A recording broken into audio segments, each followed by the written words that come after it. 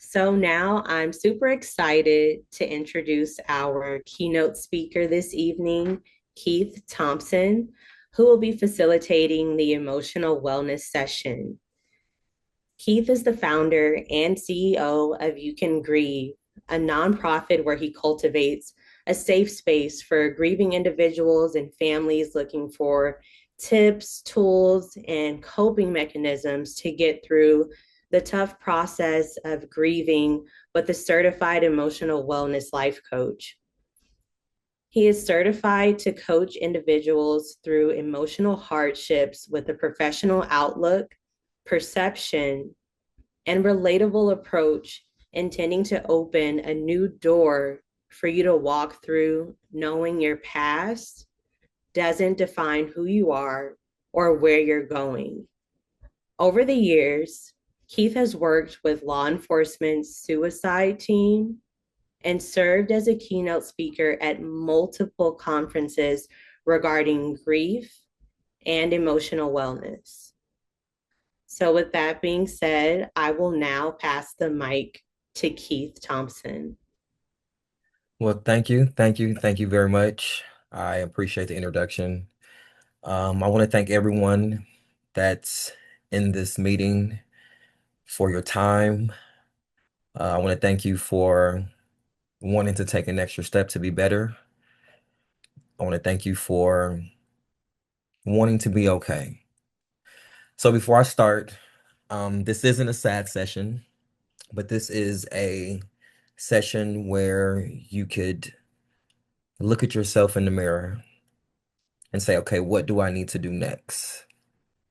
So why I became a certified mental health and grief coach is because I too have been through so many different things, starting with my mother passing away in front of me when I was 15, to losing a bunch of people in between 15 and 18. However, I had a daughter at 19. So I was like, okay, yes, I have someone that I can love just as much as my mother loved me. I have someone I can love as much as I loved her. Um, then I had a son in 2014. And I'm like, yes, because I wanted a son first. But it doesn't happen like that always. So I was very happy and grateful for my son. However, in 2019, I lost my son due to an asthma attack.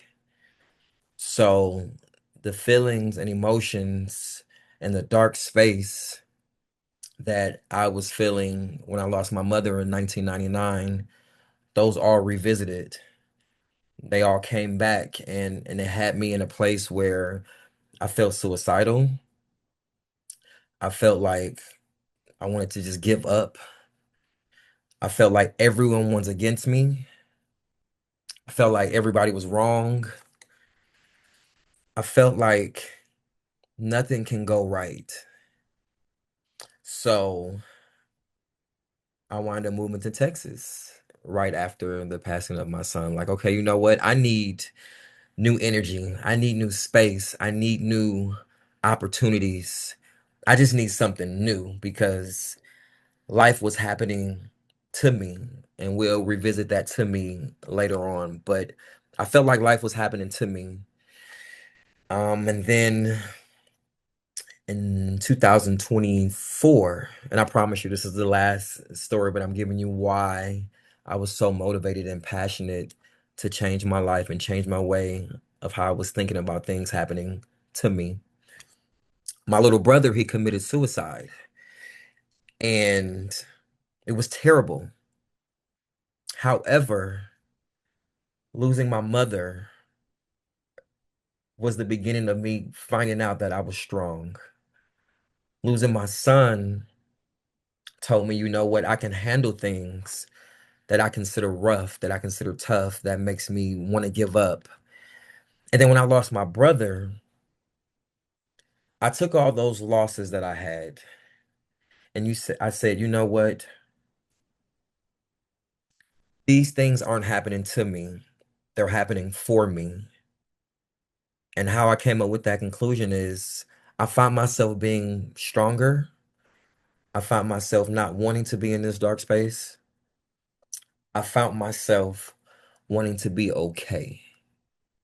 So that is that's the main reasons why I became a mental health and grief coach, because I understand that we have to go through our issues and not get over it.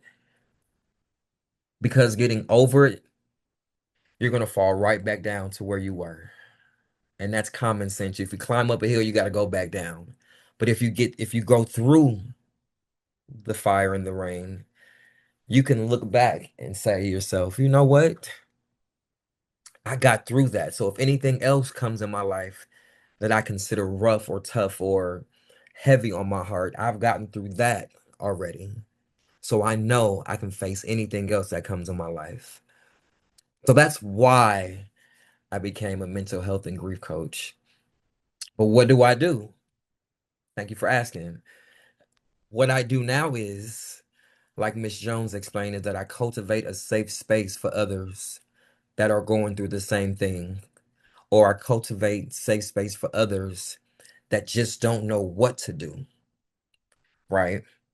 So that's why I do what I do, and that's what I do.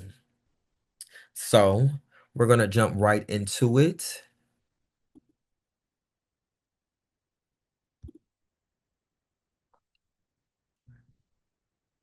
So if we all can, if you will, and we'll make it quick, is if we can all just prepare ourselves to take in all this information, prepare our minds and our bodies to take in the information. If we can all just take a deep breath, exhale, take another deep breath, exhale, and last time, take another deep breath and exhale. And I also want you to say these things to yourself. You can say it to yourself or you can say it out loud. I want you to say, I can, I am, I will. One more time. I can, I am, and I will. So if you guys want to get a piece of paper and write down some things so you're able to remember these things that I'm going to go over. So when life starts to life, you can have something tangible that you can revert to get you through it versus getting over it. Hi, Keith. We don't see your Yes. screen at this point. Just want to flag that. Say it one more time. We don't see your screen at this time. Okay. Hmm. Give me 1 second, you guys. I apologize.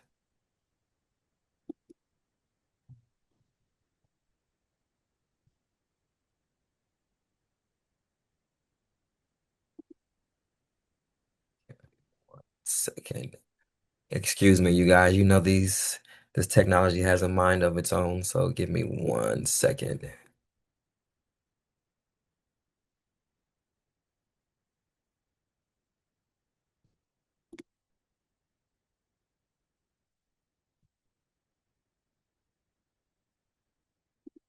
Are they able to see it now? Not at this time. I can share them. And Okay. if you'll just let me know when to go to the next slide. Let's see here. How about this? Let's see here.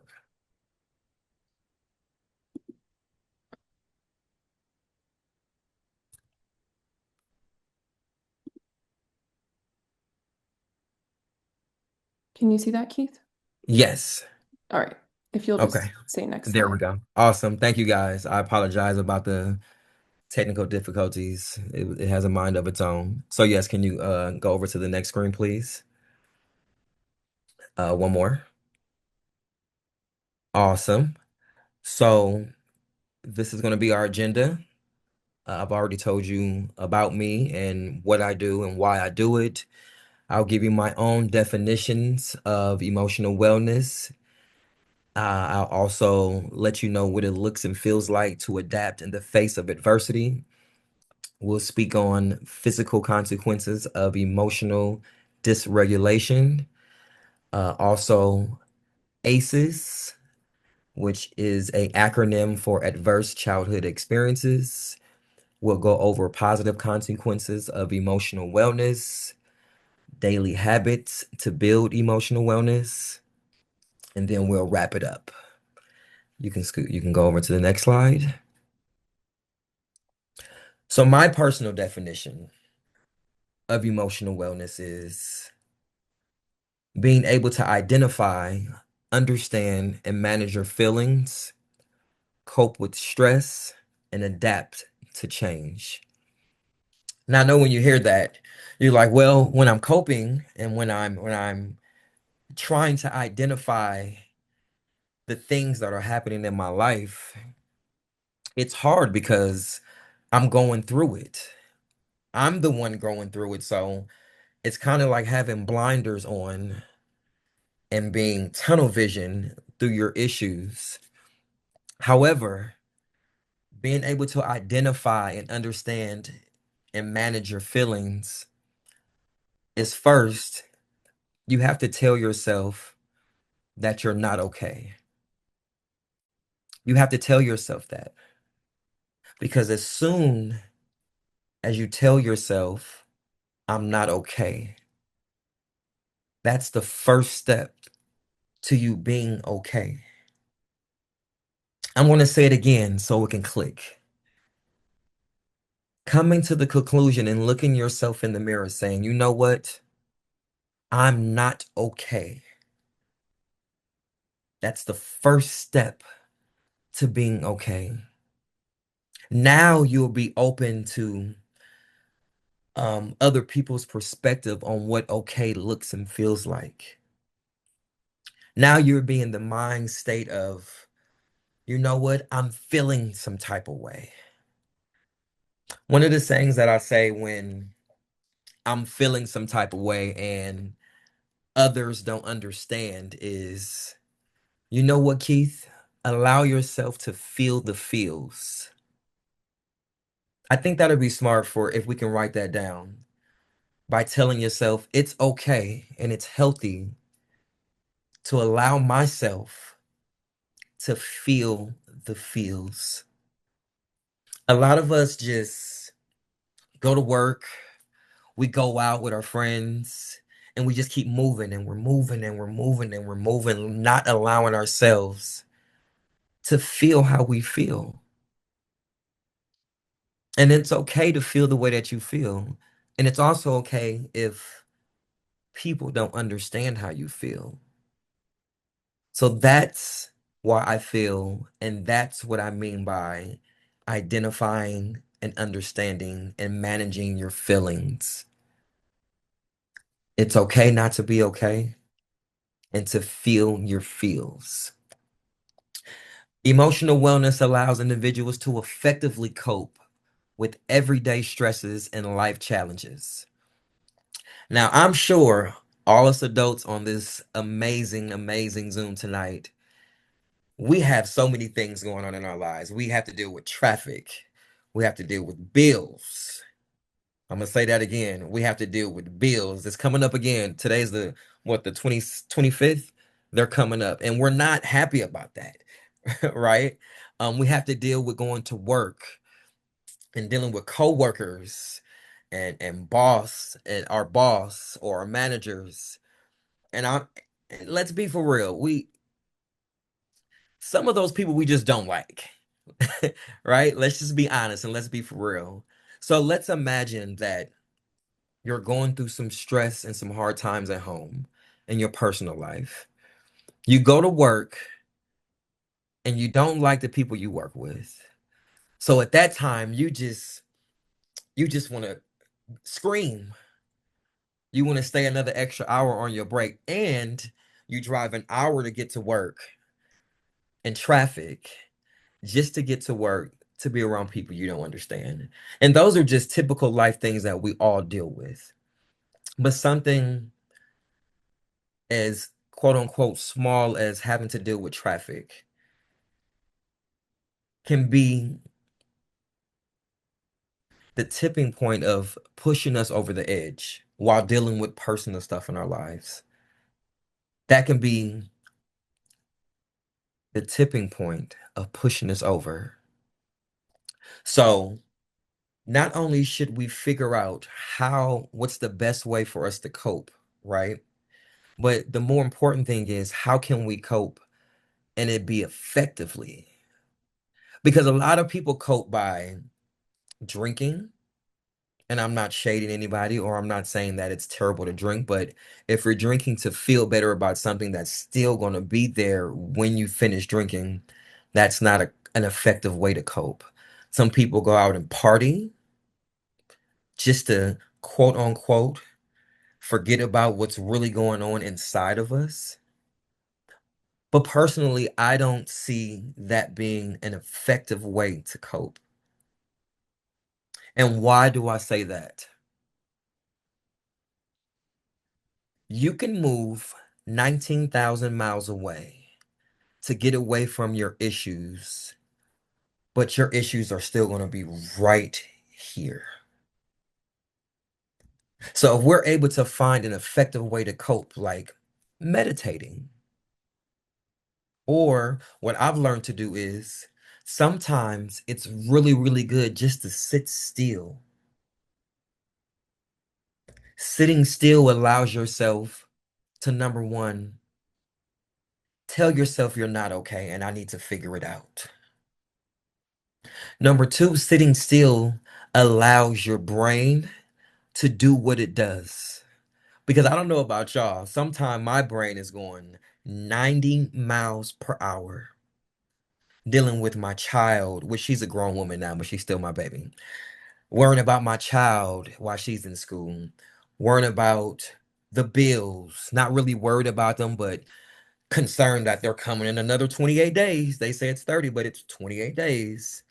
But when I'm able to sit down and be still, and I'm able to be in peace with myself, I'm able to then respond on how to cope better versus reacting on how to cope better. Because when we react, 9 times out of 10, we didn't give that a good thought process. But when you respond, you're able to sit with yourself and think about it for a second, right? And hopefully that makes sense. So, a couple of effective coping mechanisms for me for life challenges would be, and again, you can write this down if you like, sitting still. And even if it's in a quiet area, quiet space, or if you just want to listen to some really calm music, sitting still, allowing self to be with self. And I know that sounds cheesy and cliche, but allowing yourself to be with self, you're able to then respond to life's things. That's one effective coping. Second coping mechanism for me is find something that you love to do that makes your heart and your soul smile, right? And no, that's not running away from your issues, but you're telling yourself, you know what? I'm going to a space to be able to allow my brain to effectively understand what I am dealing with so I can then respond to it in the most positive and healthy way. Emotional wellness is about being aware and managing both positives and negative emotions in a healthy manner. Like I said earlier, excuse me, this light is bright. Like I said earlier, allow yourself to feel the feels. What I mean by be aware of managing both positive and negative emotions. If you know, I'm going to use the work example again.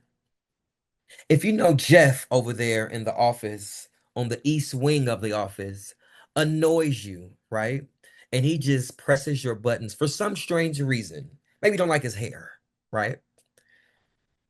You have to effectively tell yourself and be aware of that so it won't press a button. Because as humans, we're all just one more bad thing from us just exploding, right? So being able to manage positive and negative emotions, don't allow Jeff over there to upset you. So just don't go to the East Wing. And I know that's easier said than done, but sometimes we have to allow ourselves to sometimes be quiet and tell ourselves, no, I am not going to allow A, B, C, and D to affect me negatively. And also, when a lot of us receive good news, we got a we got uh, some more money on our check. We got a check in the mail, right? I try to keep myself at even keel, right? Because one thing that we all know is life is going to life. It's going to life. Rather, quote unquote, everything is going smooth, swell, butterflies and birds chirping outside. But what we also know is something is going to happen, whether it's directly to us, whether it's someone that we know.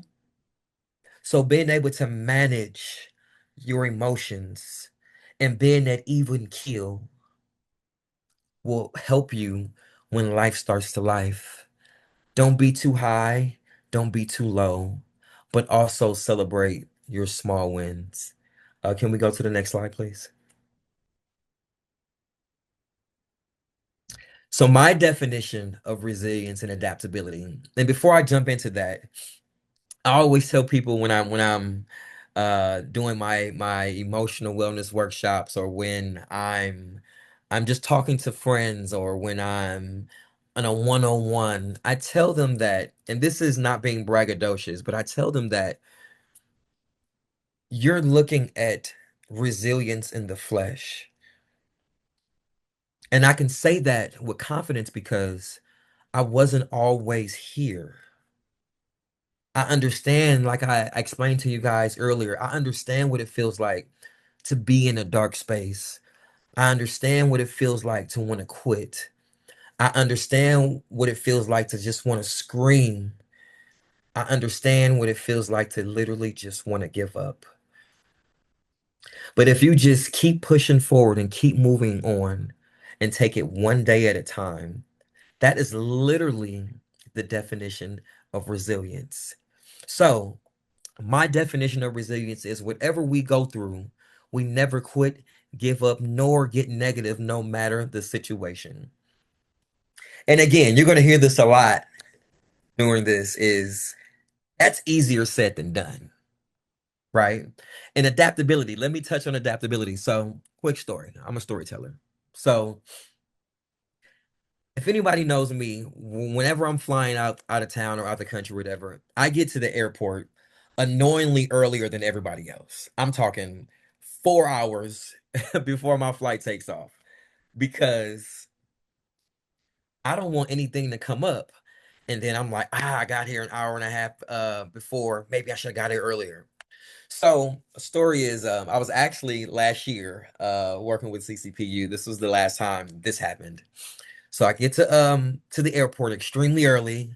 I'm happy. I'm smiling, got my earbuds in because I know I'm here 3 hours before this plane takes off. So there's nothing that's going to stop me from getting there on time. So there's a long, long, long, long line in TSA. And I'm like, okay, you know what? It's all good. I'm here early.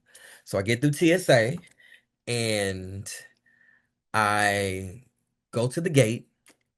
I wind up going to go get some food really quick. So I thought it was really quick. So by the time I got back to the gate, they were closing the door to get on the airplane. So if anybody has ever flown before, you know they can be closing the door. The door don't that it don't necessarily have to be shut. You're missing that flight. So I don't get mad often, right? But I was upset this time because I had to be in, I think it was Sacramento at the time. So I'm I'm going nuts. I'm like, okay. What is happening? What is happening? I was here early, blah, blah, blah. So they say, yeah, you're gonna have to get on another plane, and you're gonna have to stop in LA and da da da da da. So of course I missed my first flight, and meaning if I missed my first flight and I had a layover, I was gonna miss my connecting flight. So I had to stay in LA and I had to get a hotel room, and it was just annoying, right? But the reason for the story, and I'm definitely not promoting don't fly anymore because you have to fly. But the reason for the story is I had to adapt to a situation that if I was already going through some things personally, have you guys ever seen those videos of people going crazy in the airport? That's because they were already dealing with something before they got to the airport, and they just needed one person to breathe wrong to set them off. So being able to adapt to when life starts to life, right, is not only essential for your well-being, but it's also essential for people like your kids that are looking at you adapt to something that you didn't plan for. That teaches them, hey, if something happens at school, you don't have to, remember the word react and respond? You don't have to react to it. You respond and adapt to it, right? Because everything happens for a reason. And I didn't quit because guess what? I made it to Sacramento on time. And no one ever knew that as soon as I got out of the Uber at the hotel, I ran right up and started. So that's one of my definitions of resilience and adaptability. Resilience, rather. My definition of adaptability is to be able to pivot when life when life, I'm sorry, pivot when life starts to life unexpectedly. Unexpectedly. How many of us, if you can put a thumbs up in the chat, popped your tire on your way to work? How about this? How many of us ever been waiting on a check to hit your direct deposit or waiting on a check via mail, right? And you were expecting to use that check to go shopping, pay some bills, go get your hair and nails done, fellas, go get your hair cut, blah, blah, blah.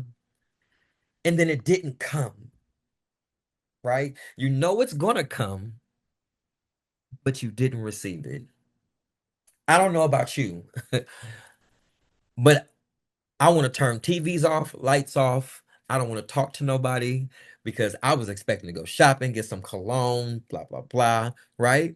But that's just a funny version of of that's a funny version of being able to pivot when life happens. You pop a tire on your way to work, right? You got a brand new car. You just bought it with that check that you got in the mail or that check you got direct deposit that we were waiting on, right? You have a brand new car. You're on your way to work, and boom, you pop a tire. Imagine popping a tire when you're already going through stuff personally, when you unfortunately maybe just lost someone, or you just broke up with a spouse, or your kids are getting on your nerves, they're driving you insane. School for them is driving them insane, so it's driving you insane, right? Life is going to life, and you can write that down too, and I'm gonna probably say it 20 more times. Life is going to life. So as long as we know that, that's what's going to happen, right? And long as we are able to respond to that versus react, we can get a least a lesser,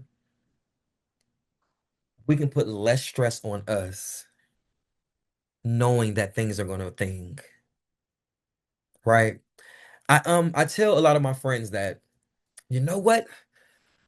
I think I have the blueprint to life. And I was like, how do you have the blueprint to life? You've never been here before. No, I've never been here before. But what I do know is that life is going to have ups and lives are going to have downs. So if I'm able to, like I said earlier, to be even keel, right? Understand that if something happens, it's okay to not be okay. If I also understand If I tell myself I'm okay, I'm not okay, that's the first steps to being okay. And then apply being resilience, and then also understand, you know what, I have to adapt to whatever happens. I think I might have the blueprint to life. Because the only reason why we get so upset when things happen to us out of the blue is because number one, we weren't expecting it. But if you can sell yourself on, I have to expect the unexpected, when it happens, it won't hit so hard, right? That doesn't mean that you're not upset. That doesn't mean that you can't feel your feels. That just means I have to still keep moving forward because we have kids, or maybe some of us are looking to adopt, or some of us are looking to foster. They're looking at us on how we respond to things. Or better yet, they're looking at us how we react to things. And guess what? Now, when they go to school or when they go on the outside, they're either going to react or respond.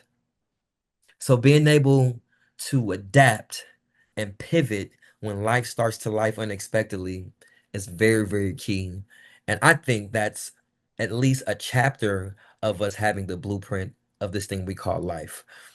Resilience and adaptability helps individuals bounce back from setbacks and challenges, building resilience in the face of adversity, right?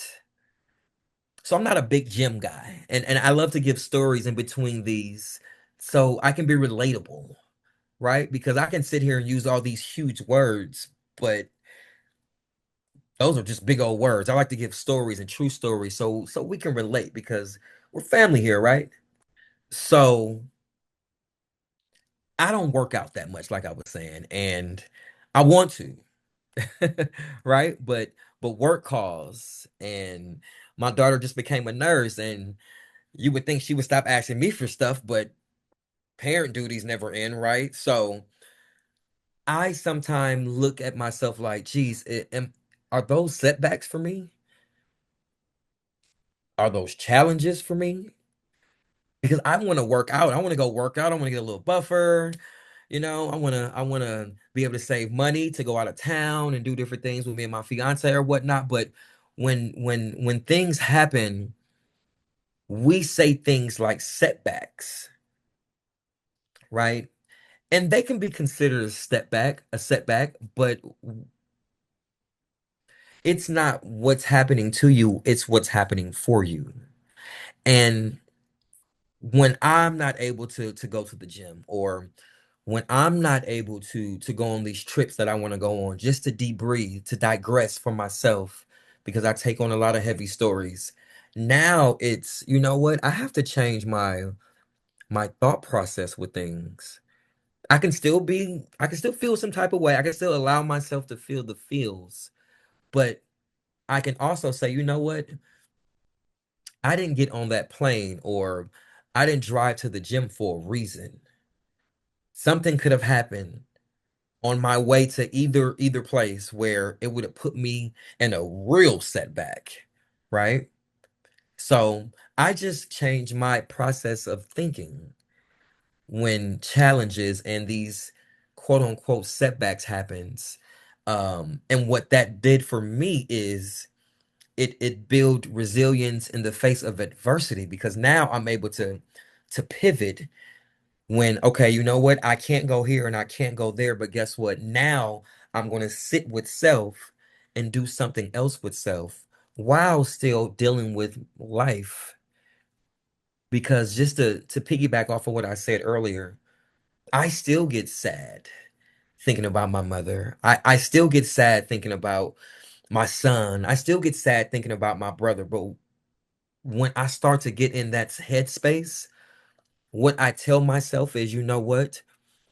That happened for me, because if I wasn't able to get through those challenging times in my life, I wouldn't be here to be able to talk to you guys and give you tools and tips and coping mechanisms that actually work.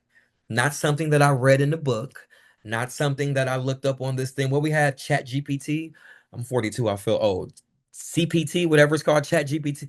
I don't look up, and no offense to it, because it's very helpful, but I'm grateful because I was able to look at those things, the face of adversity. I was able to look at that and say, you know what?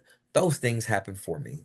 Now I'm able to change the narrative and the perspective for people such as yourself. Can we go to the next slide, please? Thank you so much.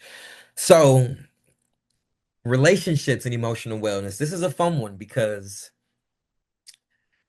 a lot of us are in relationships, whether we're married or whether we're in a situationship, whatever we want to call it, right? Or whether it's just a friendship with someone. Emotional wellness is very important for building and maintaining healthy relationships, better communication, and understanding. If we can get a few thumbs up, if the example I'm going to give to you relates to you, have you or anyone that you know been going through something emotionally, right? And then they took it out on you when you were just trying to be there for them for more support? It's a lot of thumbs. Yes, I'm gonna put mine up too. I have, right? And it's an annoying thing, of course, especially when you're trying to be there for a person that you love.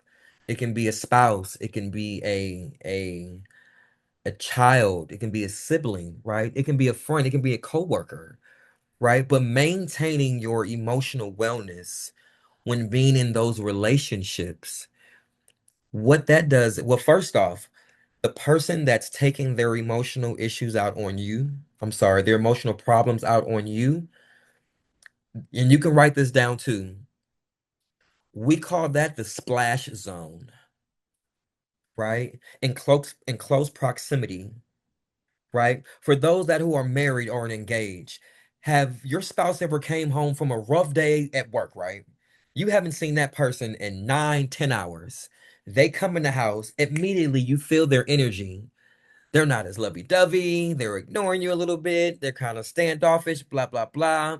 And you're just like, I'm here just to love you. How was your day? Right? Unfortunately, we get caught in the splash zone, meaning you're close enough to someone that they're able to take out whatever they're going through on you. And a lot of times they don't mean to do that.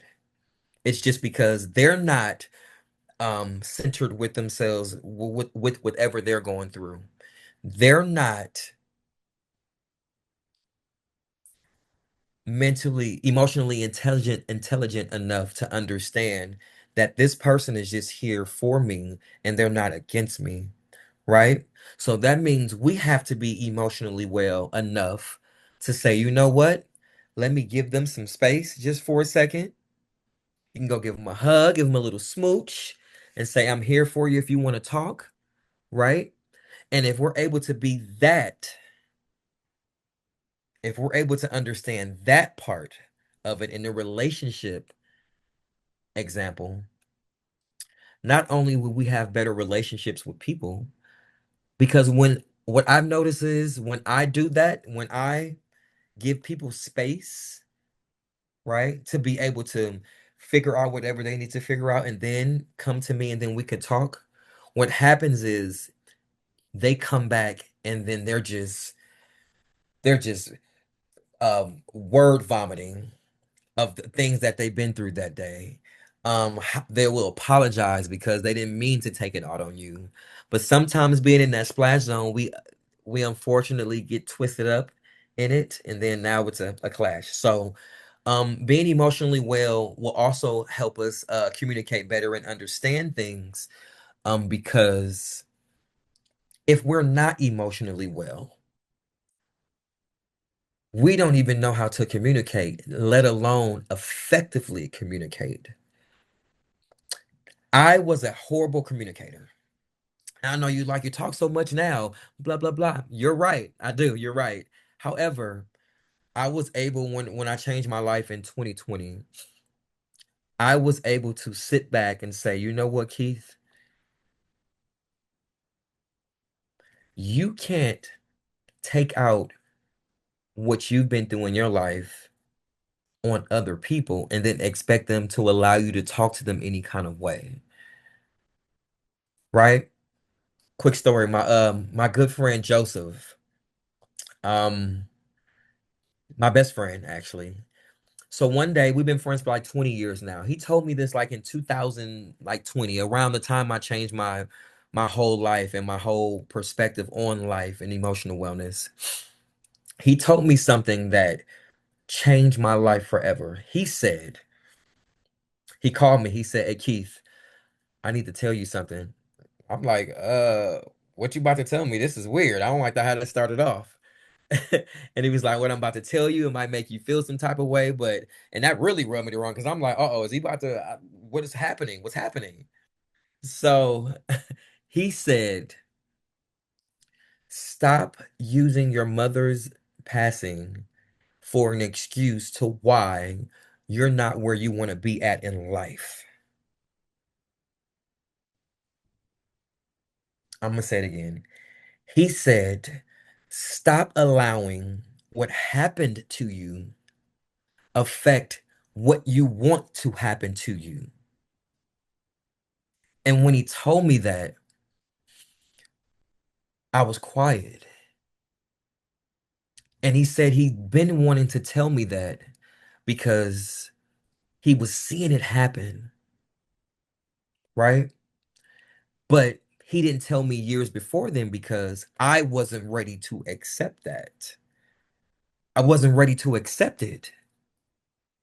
So when I got to the place in my life where, and I'm going to make all of these come together of everything I'm talking about, is when I got to the point where, you know what, Keith, you're not okay. It's okay not to be okay. That's the first step to being okay. Keith, allow yourself to feel the feels. Appreciate the people that you have in your life, right? I tell people to use your friends, use your spouse, use your coworkers, but there's a problem when you start to misuse them, right?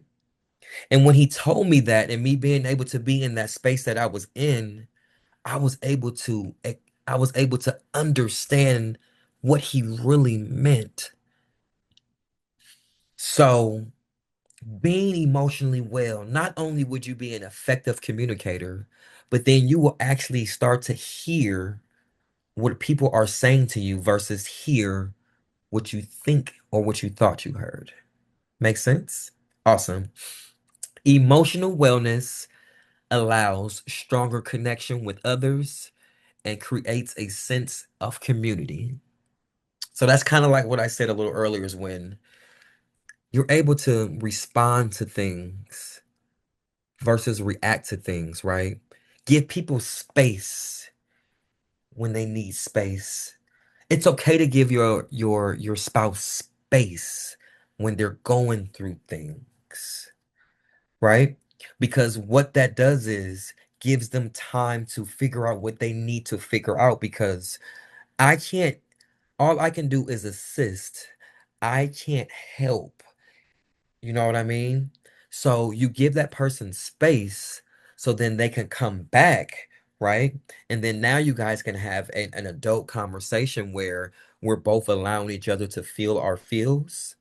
And then what that does is that creates a positive and an emotional wealth community with you, your spouse, your kids, and then a year or two goes by and you look up and you guys are having healthy conversations at the table. You're able to have a healthy conversation with yourself instead of beating yourself up about things that you thought you couldn't change, right? So being emotionally well allows stronger connections with others and creates a sense of community. We can go to the next slide. Now, this is one of my favorite slides. I'm not a doctor, but I have someone really, really close to me that's a doctor, my fiance, no names. And I understand how not being emotionally well can take a toll on us physically. And a lot of us knows that Have you ever been crying and then after you cried you had a headache? Thumbs up. Because before I get into that, first off, crying isn't a sign of weakness. It's not a sign of weakness. Crying is a sign of healing, right? Have you ever cried and after you've boo-hooed, I'm going to use the terminology my friends use. They're from Idaho. I know a random state, but they're from Idaho. And have you ever bawled and after you finish crying, you've just felt so much better inside? Nothing has changed. The situation hasn't changed, but you just feel so much better inside. But some people don't understand that crying is a sign of healing. So that's why I brought up sometimes when you cry and you have a headache, it's either one, you've cried a lot, or two, you've cried so much about different things or the same things that your brain can't handle any of the same things, right?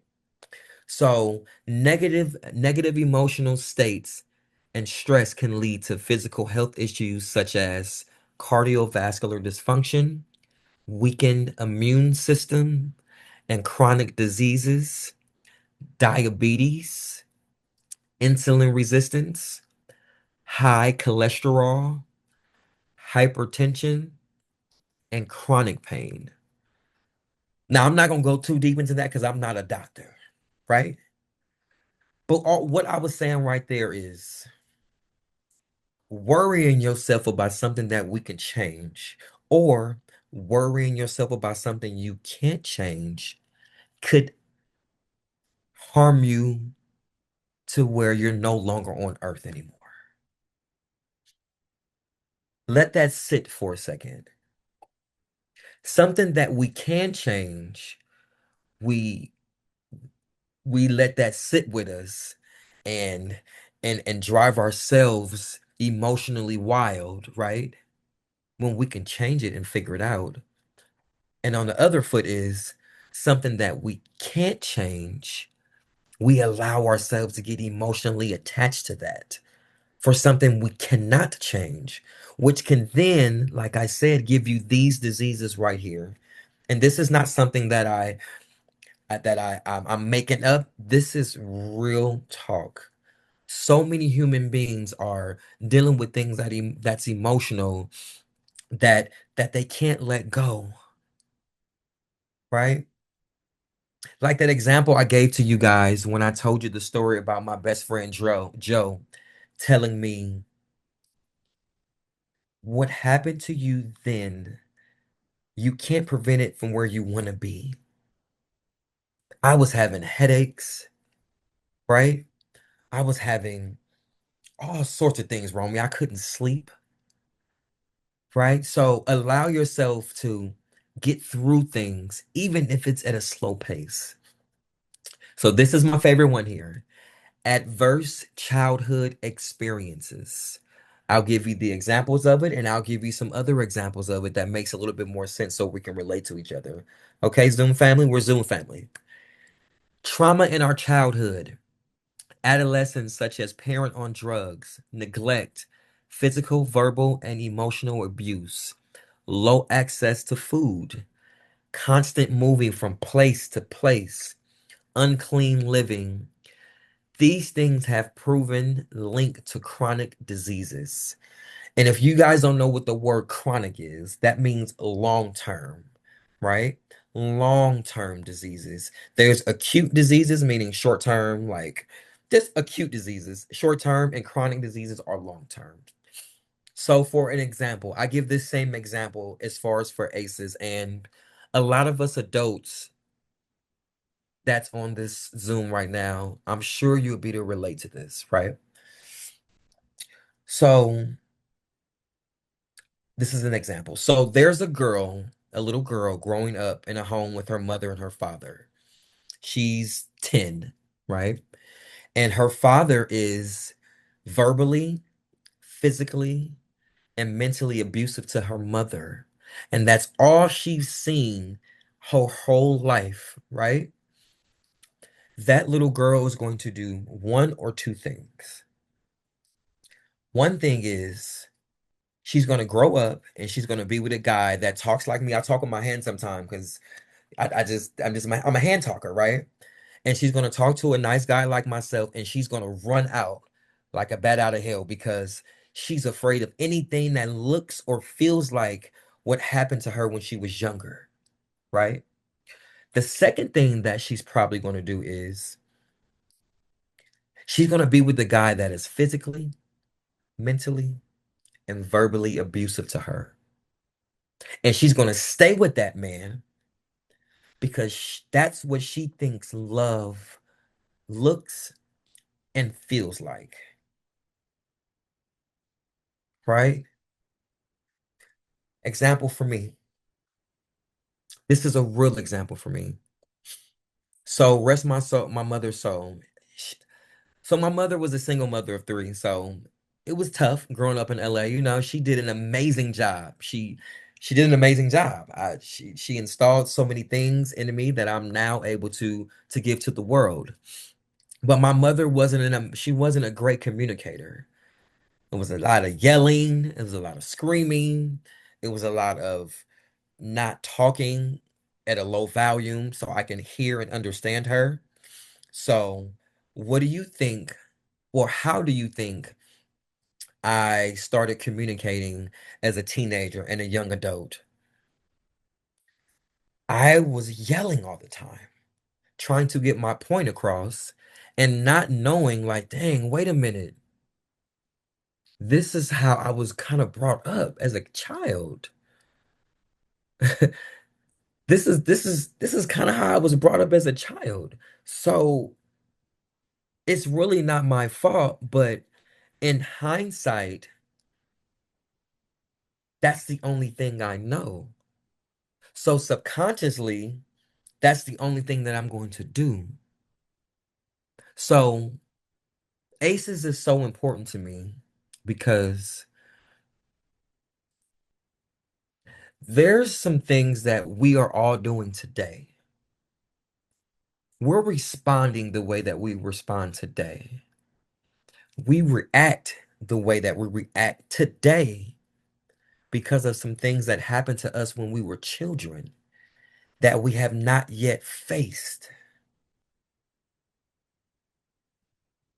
And I know that's scary just saying that. So what I want you guys to do is think about a few things that happened to you when you were 13, 10, maybe even 9 or 7 that still has an effect on you today that's keeping you stuck, right?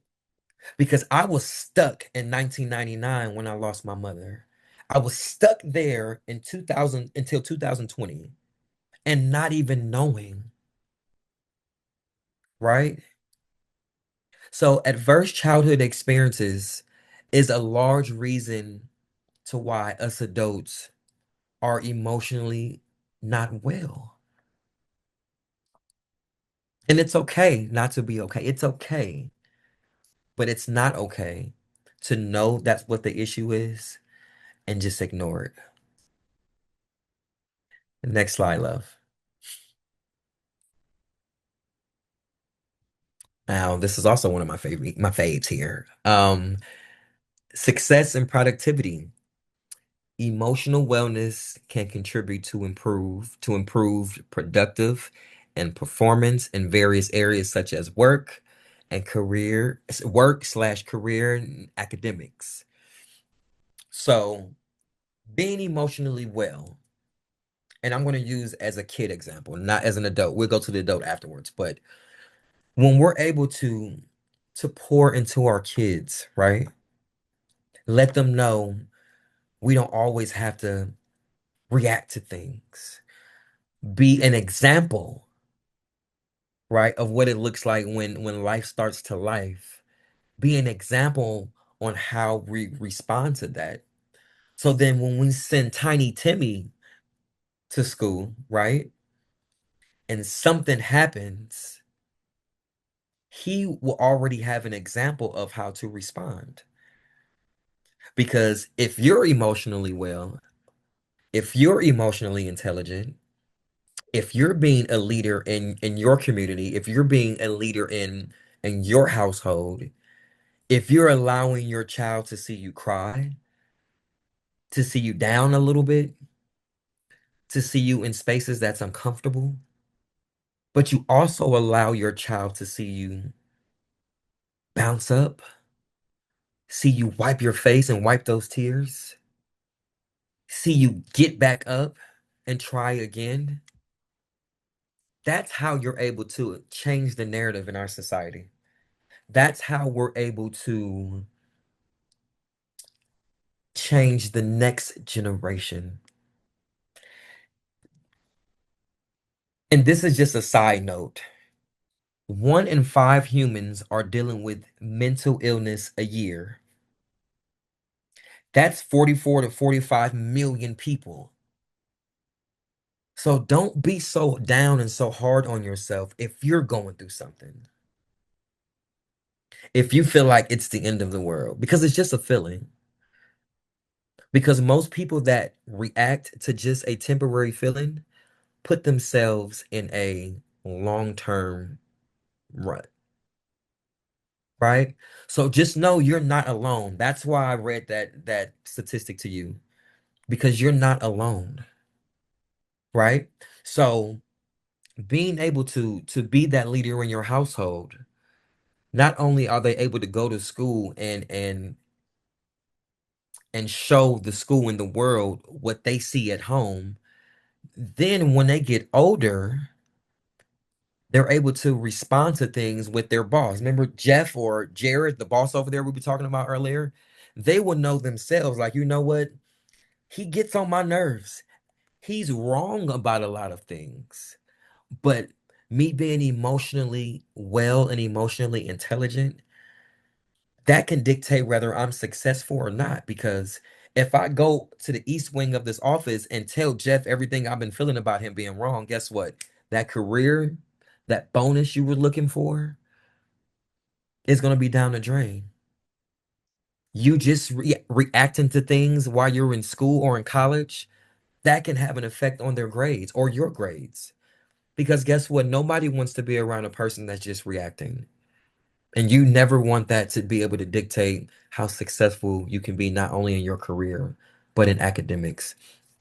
Positive emotions have been linked to greater sense of life success.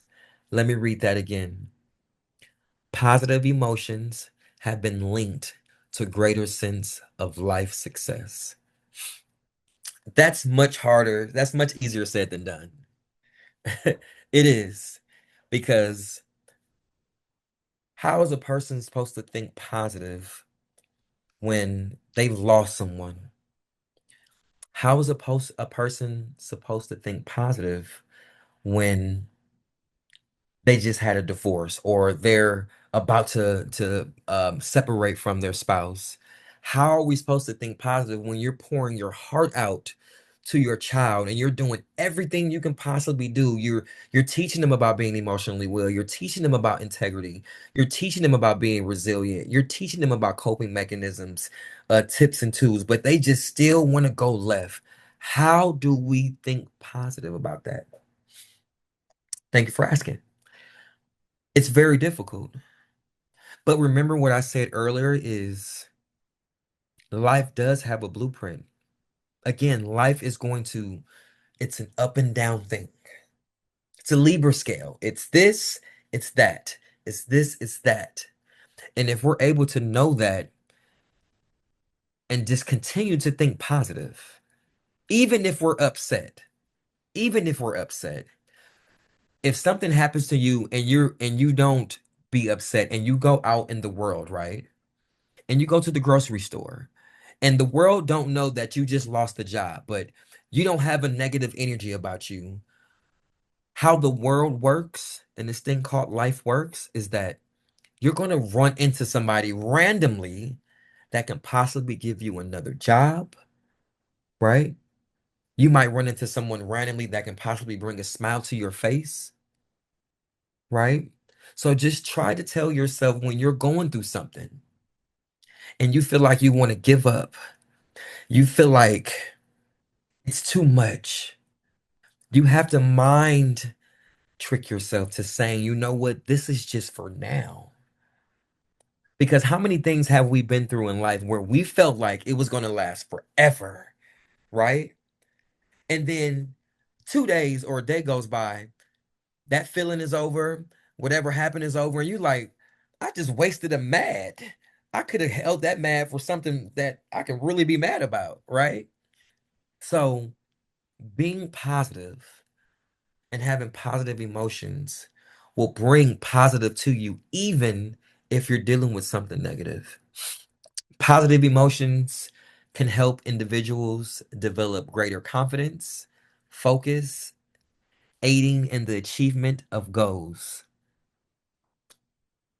Piggybacking off of what I just said, being positive, staying focused on what your goals are, being emotionally intelligent, understanding that life is going to life, right? But also understanding that I have the tools to go to battle with life when it starts to life. Then when life starts lifing, your confidence level is going to be immaculate. That's like Rocky when he's getting beat up in Rocky. I don't know if we've all seen Rocky. I'm showing my age right now. But you know, in Rocky, in every Rocky, it's like 30 of them. He's getting beat up. He's getting beat up. He's getting beat up. But then he never loses confidence. He's resilient. And now all those punches that he's taking is not having the same effect on him as it did in the first round. Not all of life punches on us, it doesn't have the same effect on us once we start to understand that we have the tips, the tools, the knowledge to get through it. So just remember that you can get through anything that you go through, but it's a mindset, it's an emotional set. Next slide. Now this is self-explanatory, okay? And maybe it's not for some. Maybe it's not for some. So if it's not, I got you. Okay? Daily habits to build emotional wellness. Ladies and gentlemen, take a shower every day, right? Have we ever had a long day at work, right? Or just a long day of driving or traveling or a long day. And after a shower, you feel so refreshed, number one. You feel replenished, right? You feel new. And even if you're still upset about something happening throughout the day, that shower, you're able to sit there and let the water hit you, and it just gives you a new, right? Take a shower, okay? It helps. It keeps you clean, right? Because when you smell good, well, actually, when you look good, you typically do good. If you look good, you feel good. If you feel good, you do good. Ladies and gentlemen, treat yourself. Treat yourself. A lot of us like to work, work, work, work, work, work. Shout out Rihanna. Work, work, work, work, work, right? And don't give time to ourselves. And that's why we feel like we have all this stuff on us because we never take time out to do some R&R. Go get your hair done, ladies. Fellas, go get your hair cut. Go get a manicure, right? And after you get those things done, for some strange reason, you actually have a little bit more a pep in your step. Ladies and gentlemen, have you ever went to go get your hair cut or your hair done? And after you get your hair done and she spins you on that chair, don't you just feel like special? Don't you feel like you're floating out of the salon? Can I get a thumbs up if you felt that way before? That's what I'm saying. I'm floating right now. I just got a haircut before here. I'm actually floating. I'm not sitting. But no, do some self-care. That has a lot to do with how you handle things in your life. And I know it sounds so small and it sounds like, yeah, right. But self-care has a lot to do with emotional care. It has a lot to do with physical care. Because once again, when you look good, you feel good. When you feel good, you tend to just do good. Also, healthy eating. Right now, this is just me. Listen, no shade to anybody that eats a lot of pork, eats a lot of blah blah blah. It's okay. It's all it's in monitorization. You got to monitor it, right? Eat healthy because food has a lot to do with how we think. A lot of bad food have a lot to do with how we think. A lot of good foods, fruits, water, specifically for me, alkaline water. For me, I have a clearer mind, right? I'm able to respond with some thought behind it. The more fruit that I eat, the even when I don't eat pork, but every now and then I'll have a burger or something. But I always tell myself, like, you know what? Yes, I had that, but let me have one burger a month and then have a lot of healthy stuff to kind of get that out. So remember to eat good, eat healthy. It's hard, especially when you're not used to eating healthy things, but understand that has an effect on your emotions. All that has an effect on how we operate, right? Our bodies are amazing. When you have some time after this, go look at how amazing our bodies operate. Um, Also, I'm not an AA guy, but no drugs, no alcohol, especially when you're emotionally not stable, right? Daily meditation if you can. If you can. What it does is it gives your mind and your body some time to digress.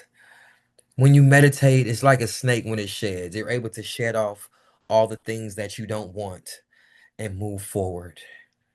And those are just some self-care things that we all knew already, but just wanted to elaborate on it. Next slide.